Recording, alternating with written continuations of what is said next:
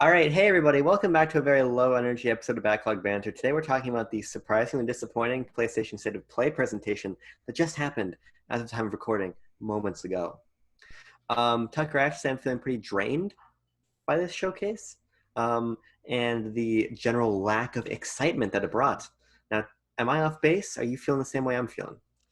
Yeah, so we did our reaction on Twitter Live, which, by the way, is a rather disappointing Twitter service because if you have a guest on it, they can't have video, which is sad and lame and kind of defeats the purpose, in my opinion. If you're, I don't know, if you're trying to have friends, maybe I'm off base. There's lots of bases to be Well, on none of us are today. playing baseball at the moment. That's true. What we are playing Or kick is the can. is that a game with bases in it? There's a base in kick the can, right? Like a safe zone. I haven't played kick the can since I was as tall as the corn itself I was running through. You know what I'm saying? Corn can get pretty tall. Well, you know what we're here to talk about is Yeah, I know. I was playing kick the can yesterday. we're talking about PlayStation and we're talking about bug snacks. A lot of people are going to be talking about bug snacks because I do think that was one of the things that people are going to be discussing the most from this state of play. Because a lot of the other, you will be surprised that the state of play showed a lot of games that have been things that people are middlingly interested in, but the amount of time that they spent on each game, the unnecessarily long amount of detail that went on things that didn't need that kind of time and attention spent on them, will definitely take a lot of the energy out of this being the banger that it should have been, because this is kind of one of the only game-based events that is obviously this week. I don't think we have anything planned for next week. So Sony was poised to be sort of the one megaton. They had their own space to announce things, but nothing here really hit home Here's like what it I'll probably should say. have. I want to take you back in time to not a simpler time. Actually, I want to take you back a couple weeks. I want to take you back to the Nintendo Direct Mini Partner Showcase, because I think what this state of play was today was a partner showcase executed to the best of the idea's potential. Because from the jump, Sony rectified Nintendo's first mistake. They communicated clearly. They're like, hey, they basically said in a lot more words that this isn't what you're looking for. This isn't the PS5 info you're looking for. This isn't the first party updates you're looking for. This isn't the big, this isn't the Call of Duties and the Batman Arkhams and those things that you're looking for. So they set expectations. I think they set expectations to the point where I'm not disappointed. I'm just drained by the showcase. Like, I didn't go in expecting like, oh, all these big things. I expected something. We didn't really get anything, I don't think. But they set expectations right. And then what it was essentially was all of the games that frankly don't deserve time in an otherwise robust showcase. This is all the stuff that falls through the cracks. And so I guess making it not fall through the cracks by giving it its own show, by some merits, is interesting because people are going to tune in on the name PlayStation, on the name State of Play to see what's rolling. But I think this just points to a flaw in this kind of showcase when, frankly, and I hate to say it, maybe these games fall through the cracks because they don't command attention on their own. I think these are the sort of games that pop when they get a blog post on PlayStation, or they get, maybe a featured spot on the PSN store. So then you hop into them because you're curious.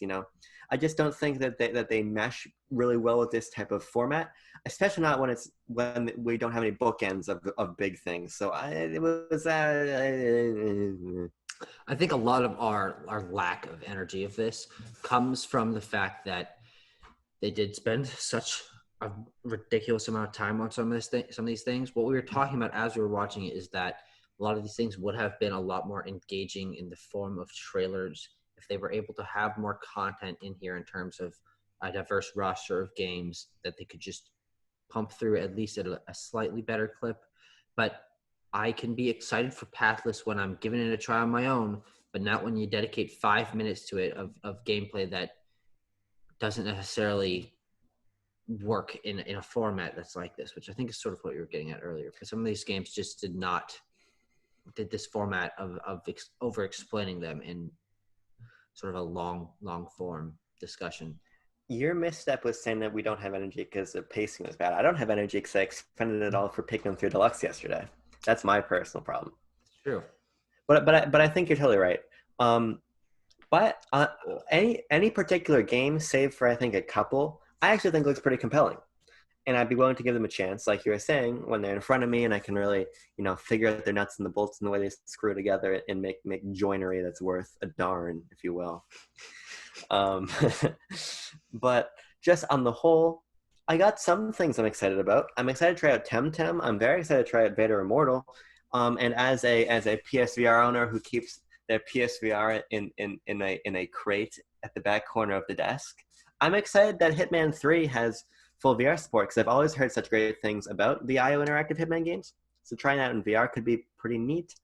But on the whole, I watch these shows to get lit. I like those big moments of excitement, and I just don't think we got any of those big moments, and that's kind of where I was let down today. Look, there were certainly some Tucker moments. All right, you heard my hype levels just go up and down, much like the view count of backlog banter. But I mean, yeah, you got your Control DLC. Yeah, I mean that's allegedly good.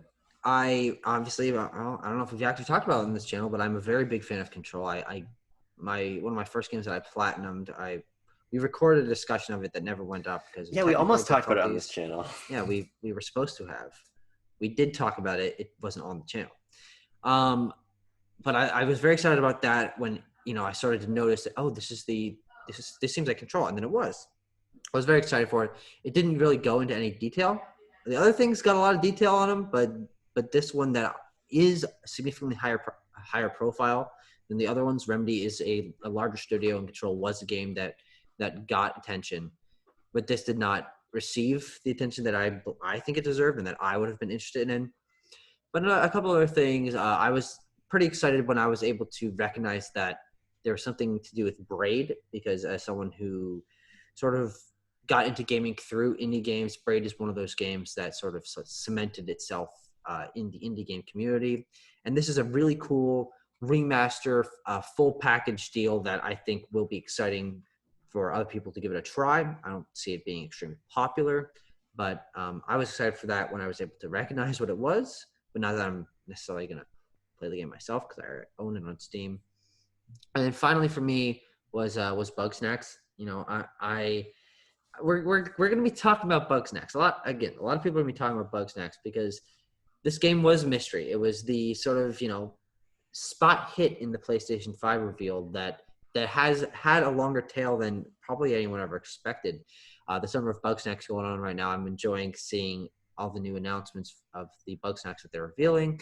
And now we finally know what the gameplay is like. Reminded me a lot of Slime Rancher. You brought up Pokemon Snap. It seems to have a town building element. There's lots of characters, customization. It's a game I'm very excited for. But the fact that it's only on PS5 might turn me away because, as we discussed in our good old Is the Fridge Worth the Dough video, I might not be getting a PlayStation 5 this holiday season. So Bugsnax might not be in the cards for me. But if I do get a chance to play it, we will definitely be doing a discussion. I just don't understand why this game's compelling to anybody outside of the fact that it's a meme. I don't understand. I don't look at that gameplay and think to myself, like, that's something that looks fun to me. It just, to me, the whole thing's just a little bit off, but I also get that it's just not supposed to appeal to me. But frankly, that's kind of just how I felt about the whole show,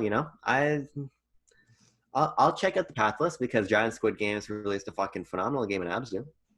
And I'll play, Vader Immortal. And I like that that's coming out soon. I was actually surprised by how many games were 2021 from today. Mm-hmm. I thought, I got the sense, and I guess I was on my B, if you will, but it kind of seemed like this was going to be focusing on the last portion of 2020. It was interesting to see so many games coming for PS4 in 2021, so that was neat. But I just found myself very whelmed, not over, not under, just whelmed. Yeah. And I have to say, this is crazy to say, but I have nothing else to say about today's showcase. I mean, hey, this can be our first reasonably length discussion. Backlog I banter suppose it might be on a new trend of making content that is actually consumable to consumers. That's what consumers like to do, isn't it? Well, yeah. But yeah, there's definitely there are games that people are going to be interested in. I think in this showcase there was probably at least something that that someone can look at and be like, okay, I'm going to play this. I'm glad that they showed details of this, whether that's Crash 4, whether that's if Godfall is your thing. What else do they even show? I don't know. But just the fact that New Hood game. oh yeah, that was a thing, wasn't it? And I honestly forgot that Crash was in the showcase. Crash looks good. The first red flag for me was when Crash took too long. I'm like, yeah, Yeah. something seems off here. But they can't all be winners, and I think we're getting more. I mean, we're obviously getting something else because we have to get PS5 details before too long. The console's literally out. I mean, we don't know, but probably out in 3 months. Yeah. So you can't really announce the price like 6 weeks before this console releases. Mm-hmm. So we're not waiting until mid-September for another one of these showcases. I really think we're gonna, before the month is out, maybe not before we go back to college, but maybe before the month is out, we'll get some more concrete details and things that are more interesting. But what this was a way to spend 40 minutes in quarantine. So, And depending on how long this video is that you're watching, this was approximately 22 minutes. Maybe it's two. I don't know how long the recording is. That was a nice Can't see. guesstimation, though. Maybe this is at 22 minutes away to spend your time in quarantine. But I hope this wasn't too boring. I hope we didn't undersell you on the concept of backlog banter, because there are actually exciting videos that we have passion about coming up. But we do want to always keep up on these sort of upcoming announcements that will, get us views. Let's be real. But if you guys are excited for any games in the showcase, leave a comment below. We can discuss that. I respond to every comment because we don't get very many of them. But if you would like to talk with your favorite YouTubers. Now, hold on. I need you to run the clock. All right, I need you to keep talking. Okay, keep talking. I just talk about whatever, and I want you. I want you to entertain me. Don't talk about bug snacks. Anything other than that. See, what you don't realize is that already that was all the time I needed. Barry Wade. I would like to thank you, Mr. Barry Wade. For one, I have to say we're not going to turn down swearing. Thank you for your suggestion, though. We appreciate the feedback, but fuck you. Well, I won't go that far, Barry. I appreciate that you're here. We missed the game was pulled from the Wii U shop mainly because we recorded that video immediately after Pikmin 3 Deluxe got announced. We didn't know that yet. Yeah. And finally, you commented Olimar's Bulbous Sniffer because you finished the video, which means, Barry Wade, you get a shout out in today's video. So thank you very much. Unironically, thank you very much. Yeah, no, I'm surprised that someone actually watched that far, to be completely frank. And I would never go back to my promise of saying that if you said Olimar's Bulbous Sniffer at the end of the Pikmin 3 Deluxe video, I said you get a shout out, and a shout out you shall get. And you have. Much obliged. Milady tips headphones. Okay, well, I think that about does it for this video. I'm going to do a shameless plug here. In the description of this video, you've got my Twitter, you've got your Twitter, you've got our Twitter, and I would love you guys to follow those. That is 3 different Twitters, by the way. That's a holy trinity of Twitters. And we'll see you guys in another video. Twitter. See, hold on. The Holy Trinity of Twitter, let's not mislead people when it comes to facets of religion. The Holy Trinity is myself, John Cartwright, and Nibel. This is our Holy Trinity of Twitter. Let's just put that up. Backbug banter Holy Trinity. But this video has dragged on much like a PlayStation showcase. So I think we might as well give it an end. See you guys in another video. Goodbye. My lips are so dry, I can't fully smile. Take a swig out of my fucking jar, too. It's a jar with a handle? That's an interesting concept. No, it's a handle with a jar attached.